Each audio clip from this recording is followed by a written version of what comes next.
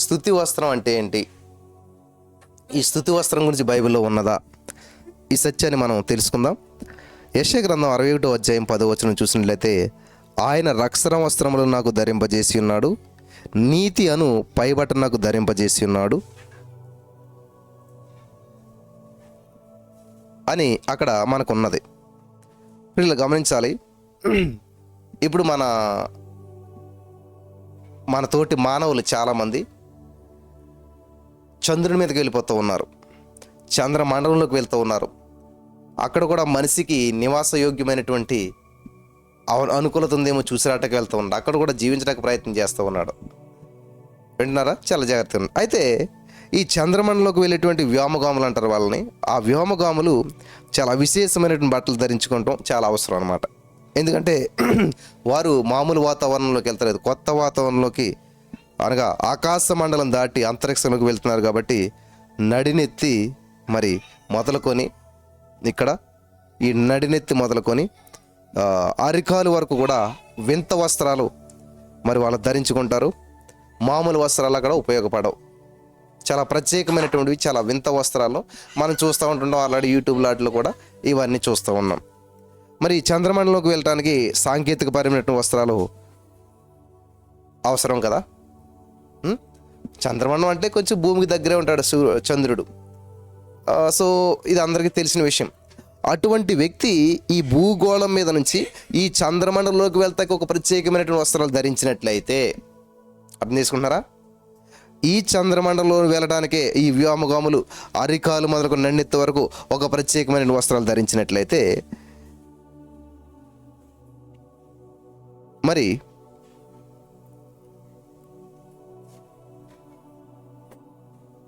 పరలోక రాజ్యం వెళ్ళాలంటే, ప్రభు దగ్గరికి వెళ్ళాలంటే, ఆ పరలోక రాజ్యం చేరడానికి ఎంతో విలువైనటువంటి ప్రత్యేకమైనటువంటి విశేషమైనటువంటి వస్త్రాలు ఖచ్చితంగా కావాలి కదా. అదే స్తుతి వస్త్రము. ఆమేన్, హల్లెలూయా. అది లేకపోతే పరలోక రాజ్యంలో ప్రవేశించలేము మనం. అమ్మో, ఇంత ఉన్నదా? ఎస్, నువ్వు స్తుతించకపోయినట్లయితే, స్తుతి లేకపోయినట్లయితే పరలోక రాజ్యంలో నువ్వు ప్రవేశించలేవు. హల్లెలూయా, దేవునికి స్తోత్రం కలుగును గాక. పెళ్లి వస్త్రం లేకుండా పెండ్లి విందులో ప్రవేశించలేము. ఒకవేళ ప్రవేశించాడు అనుకోండి, ఏమయ్యాడు? ప్రవేశించినట్లయితే ఏమయ్యాడు? అతడు బంధించబడి ఏడుపును పండ్లు కొరుకుటకు ఉన్న స్థలంలో వేయబడ్డాడు. ప్రవేశించినట్లయితే బైబిల్ మనకు చెప్పింది ఈ విషయం అంతా కూడా. భూమి మీద ప్రభుని స్తుతించినటువంటి వారు పరలోక రాజ్యంలో ఎలా స్తుతించగలుగుతారు? ఇప్పుడు స్తుతి అంటే తెలియని వారు పరలోక రాజ్యం వెళ్ళి ఏం చేస్తారు? ఇప్పుడు స్తుతి గురించి అవగాహన లేని వారు పరలోక రాజ్యం వెళ్ళి ఏం చేస్తారు? ఉట్టికి ఎగరిన వారు ఆకాశానికి ఎగుతానన్నారని ఒక సామెత ఉంటుంది. ఈ భూలోక రాజ్యంలోనే కొద్ది నిమిషాలు కొద్ది గంటలు స్తుతించలేనటువంటి నీవు పరలోక రాజ్యం వెళ్ళి నిత్యం ఎలా స్తుతిస్తావు? అర్థమైందా? చాలామంది మాట్లాడుతుంటారు. ఈ భూలోక రాజ్యంలో ఒక గంట స్తుతించడం నేర్చుకున్నట్టు నీవు పరలోక రాజ్యంలో నిత్యం ఎలా స్తుతించగలుగుతావు? ఇది ట్రైనింగ్, ఇది బేసిక్, ఇది పునాది. కాబట్టి ఇక్కడ నీకు ఈ విషయాలు తెలుసుకోవాలన్నట్లయితే పరలోకం వెళ్ళినప్పుడు అదే పెళ్లి వస్త్రం లేకుండా పెళ్లి గనుని ఏం చేశారు? పట్టుకుని తీసుకెళ్ళి నరకాగ్నిలో పడేశారంట. వస్త్రం, బట్టలకు అంత విలువ ఉంది. కాబట్టి స్తుతి వస్త్రం కూడా చాలా ప్రాముఖ్యమైనది. పరలోక రాజ్యానికి వెళ్ళడానికి స్తుతి వస్త్రం లేకుండా రానెవరు నిన్ను. నువ్వు స్తుతించలేకుండా వెళ్ళలేవు. స్తుతి వస్త్రం చాలా ప్రాముఖ్యమైనటువంటిది ప్రియులరా. హల్లెలూయా. కాబట్టి ఇక్కడ స్తుతించిన వారు పరలోకంలో అర్హతను సంపాదించుకోలేరు. ఇక్కడ యెషయా గ్రంథం 61:3లో దుఃఖమునకు ప్రతిగా ఆనంద తైలమును, భారతమైన ఆత్మకు ప్రతిగా స్తుతి వస్త్రమును వారికి ఇచ్చుటకును ఆయన నన్ను పంపి ఉన్నాడు. యెషయా 61:3 చూసారా? గమనించాలి ప్రియులారా. భారభరితమైన ఆత్మకు ప్రతిగా స్తుతి వస్త్రము. నువ్వు ఎప్పుడైతే నీ జీవితాన్నంతా భారంతో బర్డెన్ ఉంచుకుంటావో స్తుతించు, ఆ స్తుతి వస్త్రం వేసుకో, నీ భారం అంతా కూడా తొలగించబడుతుంది, నీ బర్డెన్ అంతా కూడా తీసివేయబడుతుంది, రిప్లేస్మెంట్ అవుతుంది. హల్లెలూయా. రిప్లేస్మెంట్ అవుతుంది.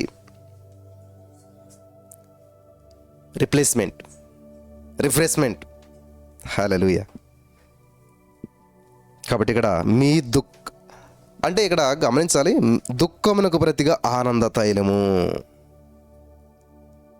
ఏమన్నా దుఃఖంతగా ఆనంద తైలం అంటే దేవుని ఉద్దేశం ఏంటి? దుఃఖాన్ని తీసేసి ఆనందాన్ని పెడుతున్నాడు. ఎందుకని పెడుతున్నాడు? ఉండకూడదు ఉంది కాబట్టి, ఉండవలసింది లేదు కాబట్టి, ఉండకూడదు తీసేసి ఉండవలసింది ఉంచాడు. ఆమేన్, హల్లెలూయా.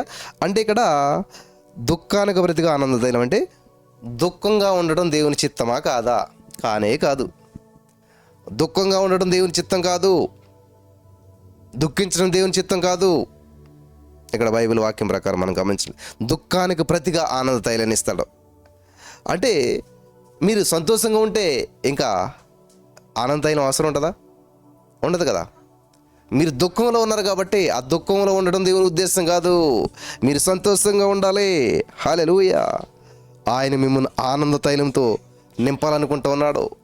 మీరు దుఃఖంతో ఉన్నారేమో, దుఃఖాన్ని తీసేసేయండి. దుఃఖం కాదు, ఆనందంతో నింపబడాలి. ఆమేన్, హల్లెలూయా. మీరు భారభరితమైన ఆత్మతో నిండి ఉండుట ఆయన చిత్తం కాదు. భారంతో, బడ్డెంతో, బంధకాలతో జీవించడం దేవుని యొక్క ఉద్దేశం కాదు. ప్రోత్సాహకరమైనటువంటి ఆత్మతో నింపబడి, మరి ప్రోత్సాహకరమైన ఆత్మతో నింపి స్తుతి వస్త్రం దయచేస్తూ ఉన్నాడు.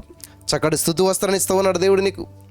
ఆ వస్త్రం వేసుకున్నప్పుడు ఏం చేయాలి? నువ్వు పెళ్లి వస్త్రం వేసుకున్నాడు పెళ్ళికి వెళ్ళాలి, పోలీస్ డ్రెస్ వేసుకున్నాడు జాబ్ చేయాలి, హాస్పిటల్కి వ్యాపారం. ఇట్లాగా ఒక్కొక్క డ్రెస్ ఒక్కొక్క వ్యక్తికి ఒక ప్రత్యేకమైనటువంటి గుర్తింపుని ఇస్తూ ఉంటుంటుంది.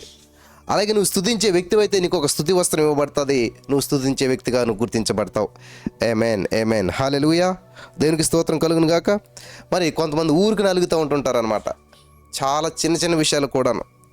మరి సంఘ కాపరి మీద అలిగి ప్రార్థనకు వెళ్ళినటువంటి వారు ఉంటారు, సంఘానికి దూరం అయిపోయేటువంటి వారు ఉంటారు. కొంతమంది బంధువుల మీద నిందలు మోపుతా ప్రార్థన చేయటం, ఆ ప్రార్థన సహవాసానికి రారు, ప్రార్థనా సహవాసం లేనటువంటి వారుగా ఉంటారు. మరి కుటుంబంలో కూడా అలాగే జరుగుతుంది. భార్యాభర్తలు, పిల్లల మధ్య వచ్చినటువంటి మనస్పర్ధలు ఎన్నో మరి వచ్చి వాళ్ళు కలవక దూరదర్శులుగా విడాకుల దాకా విడిపోయి పిల్లలు వేరు, తల్లిదండ్రులు వేరు, విచ్ఛిన్నమైపోతూ ఉన్నారు. గమనించారా ప్రియులారా? మీరు దేవుని స్తుతించకుండా భారభరితమైన ఆత్మ అడ్డగించుచున్నదా? దేవుని మహింపరచకుండా భారభరితమైనటువంటి ఆత్మ మిమ్మల్ని అడ్డగిస్తూ ఉన్నదా? ఎవరు మిమ్మల్ని ప్రేమించినా ప్రేమించకపోయినా కానీ ప్రభువు మీ ఎడల కృప కలిగిన వాడై, ప్రేమ కలిగిన వాడై, కనికరం కలిగిన వాడై ఉన్నాడు. ఈ సత్యాన్ని మీరు గ్రహించాలి. మనమంతా కూడా ఆయన స్తుతించి పాడటం మొదలుపెట్టినట్లయితే, ఎప్పుడైతే మనం స్తుతించి పాడటం మొదలు పెడతామో పర్వతం వంటి ప్రతి చింత తొలగిపోతుంది, ప్రతి సమస్య తొలగించబడుతుంది. హల్లెలూయా, హల్లెలూయా. మీరు పాడుతూ ప్రభునందు ఆనందిస్తూ నాట్యం చేయాలంటండి. నాట్యం చేయట్లేదు కనుకనే మరి ఏం చేస్తున్నారు?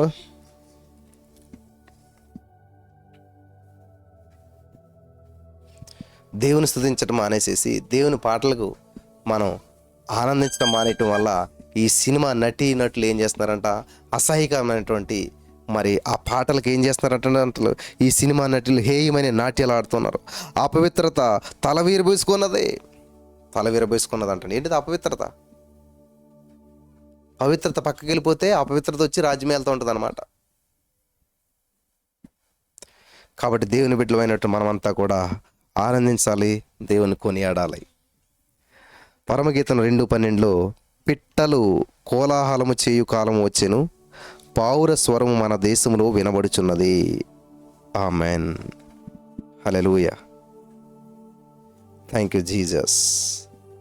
స్తుతి వస్త్రము లేకపోతే దేవుని రాజ్యానికి వారసులమే కామంట మనం. స్తుతి వస్త్రం లేకపోతే దేవుని రాజ్యానికి మనం వారసులం కాము. నువ్వు స్తుతి వస్త్రం ధరించుకోవాలి, స్తుతించే వ్యక్తిగా ఉండాలి. దుఃఖంలో ఉండకూడదు, భారం భరితమైనటువంటి జీవితం జీవించకూడదు. స్వేచ్ఛగా జీవించాలి, ఉల్లాసంగా జీవించాలి, ఆనందంగా జీవించాలి, స్తుతిస్తూ జీవించాలి, దేవుని సన్నిధిలో ఆనందిస్తూ ఉండాలి. అటువంటి భాగ్యం పరిశుద్ధాత్మ దేవుడు మరి మీకు అనుగ్రహించును గాక. ఆమేన్.